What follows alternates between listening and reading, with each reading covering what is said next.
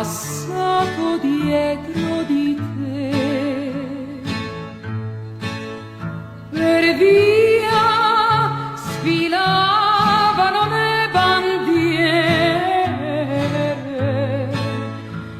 e tu hai visto la libertà.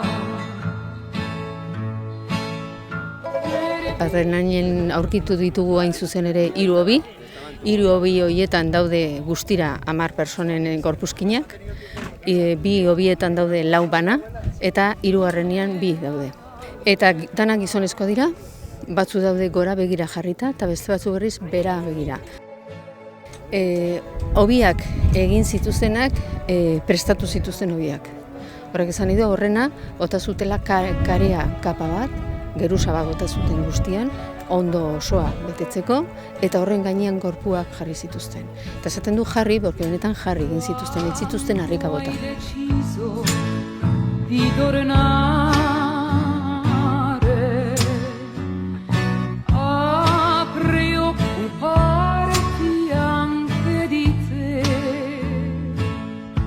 Hipotesi asko daude bueltaka, ez baitakigu indikan zeintzuk izan daitezken. Momentu baten pentsatzen zen, agian izan zitezkela urriaren 10-eko saka batzuk, presondegi probintzialetik ateratako gizonezko bertan preso zeudenak eta honeak ari zituztena irailtzea. Baina momentu honetan egoera ikusiaz, badirudi deslogo egun berekoak edo oso egun gutxiko gertaerak direla, 3 aldi berean egin ziren edo oso denbora gutxiren. Gerraren hasierako erailketa dira.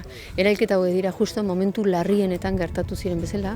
Momentu esaten zaio Julian Casanoak izendatu zuen garai hau el terror caliente. Momentu horretan deskontrol izagarria izan zen, edo nahi bali mauzu deskontrol hori bilakatu zen basakeri ikaragarria, nun krudelkeri ikaragarria zabaldu zen, erailketa gertatu ziren nun nahi, eta bat ere kontrolik gabekoak.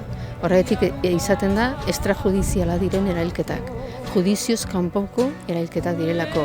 Ez ziren epei baten aurrean pasa, edo epaitegi baten aurrean pasa, baizik eta zuzenean detenitu, atzolietu egin zituzten, eta onera ekarri zituzten erailtzen.